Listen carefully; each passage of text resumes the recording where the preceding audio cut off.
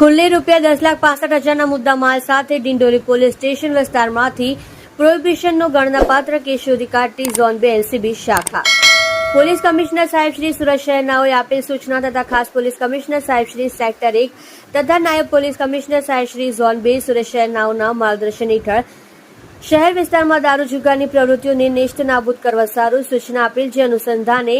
Zone 2 LCB શાખાના police માણસો zone 2 વિસ્તારમાં પેટ્રોલિંગમાં હતા. તે દરમિયાન આસિસ્ટન્ટ હેડ કોન્સ્ટેબલ મનીષભાઈ હમીરભાઈ તથા પોલીસ કોન્સ્ટેબલ સહદેવભાઈ મંજીભાઈ નાઓને બાતમી હકીકત મળેલ કે શેખર ઉર્ફે યોગેશ કરણકાળ નામનો ઈસમ પોતાના કબજાની બોલેરો પિકઅપ ગાડી નંબર GJ19Y 3917 માં ભારતીય બનાવટનો ઇંગ્લિશ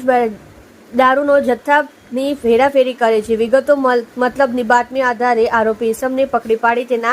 નામઠામની ખાતરી કરતા તેનું નામ શેખર ઉર્ફે યોગેશ સાહેબરાવ કરણકાળ, ઉંમર વર્ષ 28, રહેઠાણ ઘર નંબર 98, કૈલાશ રેસિડેન્સી વિભાગે ગેટ નંબર 5,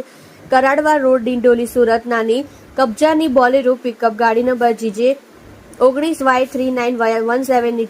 ઝડપી તપાસ કરતા ગાડીના ડાલામાંથી અલગ અલગ બ્રાન્ડની ભારતીય બનાવટની ઇંગ્લિશ દારૂનો વિદેશી દારૂની અલગ અલગ કંપનીની સીલબદ્ધ નાની બોટલ નંગ 3120, જેની કિંમત ₹3,12,000 તથા બોલેરો પિકઅપ ગાડી GJ19Y 3917 ની કિંમત ₹7,50,000 તથા આરોપીનો મોબાઈલ ફોન કિંમત નંગ ₹3,000 મળી કુલ કિંમત ₹10,65,000ના મુદ્દામાલ સાથે આરોપીને પકડી પાડી Dindoli police station C part ગુના નંબર 2024 ધી ગુજરાત નશાબંધી ધારા 1949 તથા ગુજરાત નશાબંધી સુધારા અધિનિયમ 2017 ની કલમ 65 AE 116B 81-98 મુજબનો ગણનાપાત્ર કેસ શોધી કાઢેલ છે. તેમજ દારૂનો જથ્થો મંગાવનાર મનોહર પાટીલને વોન્ટેડ જાહેર કરે છે. સદર ગુનાની તપાસ ડિંડોલી પોલીસ સ્ટેશનને સોંપવામાં આવે છે, જેમાં ગુનાના આરોપી શેખર ઉર્ફે યોગેશ સાહેબરાવ કરણકાળ, ઉંમર વર્ષ 28, રહેઠાણ ઘર નંબર 98, કૈલાશ